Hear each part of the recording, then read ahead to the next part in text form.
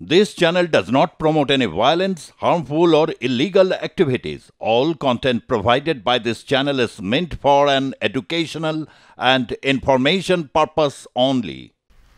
সরস্বতী পুজোর খবরের দিকে আমরা নজর রেখেছি। একদিকে যেমন কোথাও পুলিশি পাহারার মধ্য দিয়ে সরস্বতী পুজো হচ্ছে, এবার নজর রাখবো আমরা বাটানগরের দিকে, যেখানে সকাল থেকে লম্বা লাইন। 111 ফুটের প্রতিমা, 111 ফুটের সরস্বতী প্রতিমা, এবং যা দেখতে ভিড় জমিয়েছেন বিভিন্ন জায়গা থেকে মানুষ, এবং সকাল থেকে লম্বা লাইন দেখা যাচ্ছে মণ্ডপের সামনে। 111 ফুটের প্রতিমা, বাগদেবীর আরাধনায়, বাণী বন্দনায় রাজ্যবাসী, স্কুল কলেজ থেকে শুরু করে মণ্ডপে মণ্ডপে কিন্তু মানুষের ভিড়। এবার সরস্বতী পুজো দুদিন আমরা নজর রাখছি এবার বাটানগরের দিকে, যেখানে রীতিমতো একেবারে বাগদেবীর আরাধনায় মেতেছেন সেখানকার বাসিন্দারা। 111 ফুটের প্রতিমা, সমস্তটা আমরা জানবো। আমাদের সঙ্গে সরাসরি রয়েছে আমাদের প্রতিনিধি ষষ্ঠী চট্টোপাধ্যায়। ষষ্ঠী, 111 ফুটের প্রতিমা, একেবারে তো দারুণ চমক।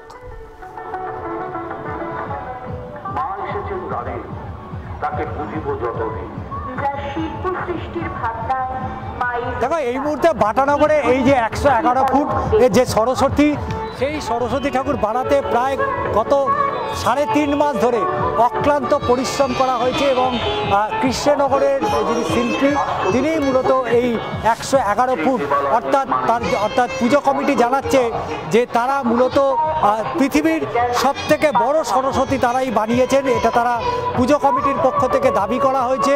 এবং ডায়মন্ড হারবার লোকসভা কেন্দ্রের অন্তর্গত এই বাটানগর, যেখানে প্রতি বছর তাদের একটা আলাদা চমক থাকে, এবং হাজার হাজার দর্শনার্থী ইতিমধ্যেই কিন্তু তারা ভিড় জমিয়েছে এই বাটানগরে।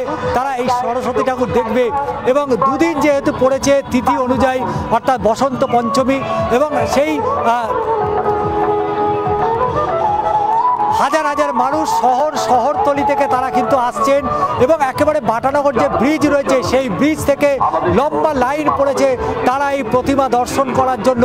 এর আগেও তুমি জানো যে দুর্গাপুজোর সময় সবথেকে বড় দুর্গা আমরা দেশপ্রিয় পার্কে দেখেছিলাম, যদিও সেটা পরবর্তী সময় প্রশাসনের তরফ থেকে সেটাকে বন্ধ করে দেওয়া হয়েছিল, কারণ এত মানুষের ভিড় হয়েছে, সেই ভিড় সামাল দিতে কিন্তু হিমশিম খেতে হয়েছে একদিকে পুলিশ প্রশাসন এবং তার পাশাপাশি ক্লাব কর্তাদের। এক্ষেত্রে কিন্তু বাটানগরে যেখানে যে মাঠে মূলত এই সরস্বতীর প্রতিমা করা হয়েছে সেটা একেবারে ডায়মন্ড পার্ক, অর্থাৎ সেই ডায়মন্ড পার্কেই মূলত এই 111 ফুটের প্রতিমা করা হয়েছে। তবে স্টেজ যত বড় করা হয়েছে, এবং তার পাশাপাশি ভেতরে কিন্তু আলাদা করে আরও মূর্তি রাখা হয়েছে, এবং মেন যে থিম, অর্থাৎ 111 ফুটের যে থিম, সারা বিশ্বের সবথেকে বড় সরস্বতী। আমরা এর আগেও দেখেছি যে শহর কলকাতা হোক বা কল্যাণীতে হোক, বড় বড় দুর্গার প্রতিমা সেখানে পুজো হয়, কিন্তু বাটানগরে এই সরস্বতীর 111 ফুট তৈরি করে অবশ্যই একটা চমক নয়, একটা আশ্চর্য জিনিস তারা স্থাপন করেছে। এবং ক্লাব কর্তারা যারা জানাচ্ছিলেন এই প্রতিমা দাঁড় করাতে গিয়ে তাদের বেশ খানিকটা বেগও পেতে হয়েছিল, এবং পেছনে দেখতে পাচ্ছে যে সেই ক্রেন দিয়ে একেবারে টান দেওয়া আছে, যাতে প্রতিমা যাতে কোনোভাবেই সামনের দিকে হেলে না পড়ে। এবং মা সরস্বতীর ঠিক দেখছে চারদিক থেকে দড়ি দিয়ে কিন্তু একটা টান দিয়ে রাখা হয়েছে, যাতে কোনোভাবেই প্রতিমা সামনের দিকে ঝুঁকে না পড়ে। এবং এই প্রতিমা কিভাবে নিরঞ্জন হবে সেটা এখনো স্পষ্ট নয়, তবে পুরোটাই কিন্তু একটা কাঠামো তৈরি করা হয়েছে, এবং সেই কাঠামোর ওপরেই কিন্তু প্রতিমাকে 2-3টে পাঠ করা হয়েছিল।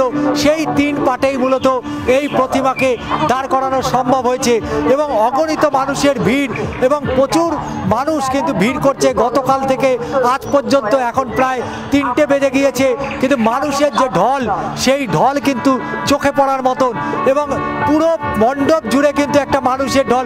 আরও একটা বিষয়, এই ডায়মন্ড পার্কের ভেতরে আমরা যেটা দেখতে পাচ্ছি, আরও অনেক প্রতিমা করা হয়েছে, যে প্রতিমাগুলো মূলত এই মাঠের মধ্যেই করা হয়েছে।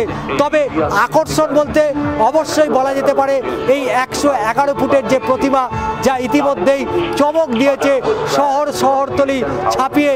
মানুষ কিন্তু বাটানগরে তারা ভিড় জমাচ্ছেন এবং ছোট থেকে বড় প্রত্যেকেই কিন্তু ভিড় জমাচ্ছেন এই 111 ফুটের মা সরস্বতীর প্রতিমা দেখতে। 111 ফুটের মা সরস্বতী, এবং তুমি যেমনটা ছবি আমাদের সামনে তুলে ধরেছো যে প্রচুর মানুষ দূর দূরান্ত থেকে আসছেন, এবং এখন যে সময়টা দুপুর গড়িয়ে বিকেলে যাচ্ছে এবং সেখানেও কিন্তু প্রচুর মানুষ ইতিমধ্যে ভিড় জমিয়েছেন। এবং গতকালও কিন্তু আমরা দেখেছি একই ছবি। সেখানে যারা রয়েছেন, যারা দূর দূরান্ত থেকে এসছেন, তাদের সঙ্গে কি একটু কথা বলা সম্ভব হবে?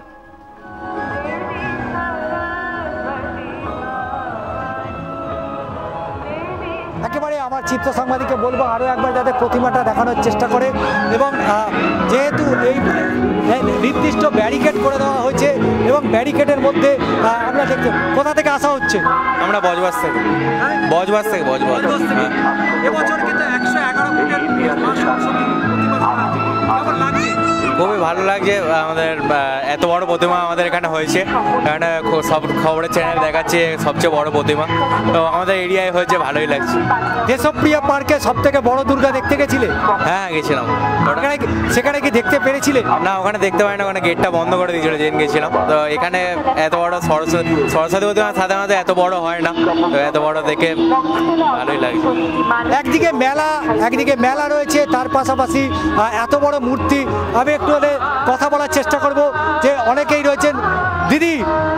দিদি কোথা থেকে আসছেন? এই তো পূজারি থেকে। এত বড় সরস্বতী এর আগে দেখেছেন? না, খুব ভালো লাগছে। মেলা হয়েছে, এত বড় সরস্বতী হয়েছে।